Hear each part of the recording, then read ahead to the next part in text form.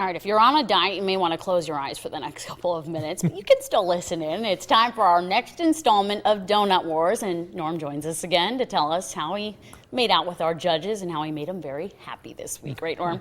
Well, Angie, getting people to say yes to judging a donut competition is about as tough as getting people to accept free $20 bills. So we called up some friends and asked them if they would spend an hour with us eating donuts. Needless to say, they said yes. But there was a method to our madness as our WNWO Donut Wars judging got underway. The stage was set at our South Toledo studios with all 5 of our contenders in place and ready for the rumble.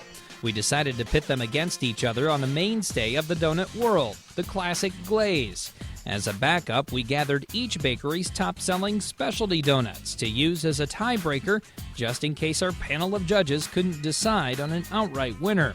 Now, before we dig in, let's meet our esteemed judges. First up, it's Mayor Rich Carr from the city of Maumee. Second, Chef Gil Evans, restaurant consultant and former restaurant owner. And for a donut judging panel to be worth much of anything, you need to have, you guessed it, cops. Judge number 3 is Sandusky County Sheriff Kyle Overmeyer. And judge number 4 is Chief Deputy Bruce Hurt, also from Sandusky County.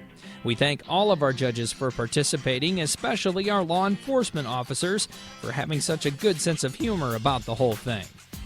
I've eaten a lot of donuts over the years. And our judges have a lot of respect for what our local bakers do day in and day out.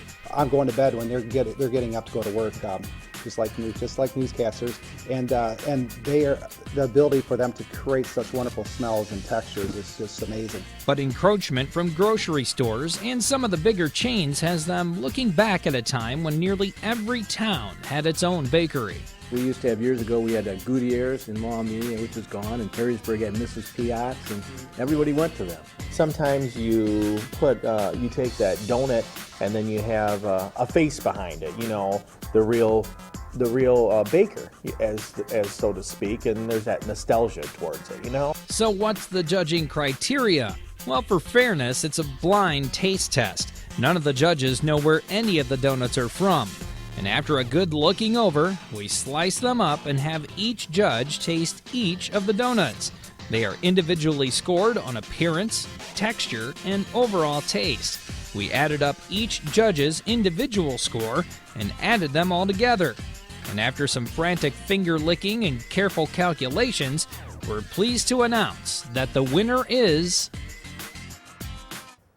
Yep, we just did that. To find out who came on top, you have to tune in next Wednesday night at 11 o'clock as we head out to crown our Donut Wars champion. The scoring was so close, but we were able to define a single winner from our 5 competitors, all of which are winners in their own right. Trust me, Angie, the judges had fun, but the work of picking a winner was not easy. All right, thanks, Norm. And I'm wishing that Will had brought out a pocket square today so I could dab the drool on the side of my mouth. I saw a 7 and a 9 on one of the score sheets. Oh, no, don't even go there. I don't know whose was whose, Okay. But there's definitely a bakery freezing their TV right now.